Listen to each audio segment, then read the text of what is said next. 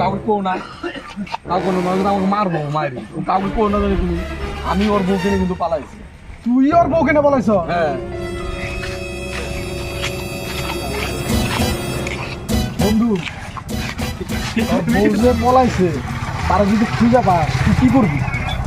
কিচ্ছু করবো না, কিচ্ছু করবো না। এই যে আমি চাকু রেডি রাখছি, খালি ওর টুনটুনিটা কেটে দিবো বাস। इसका मतलब है इसका मतलब है बहुत तेज हो रहा है।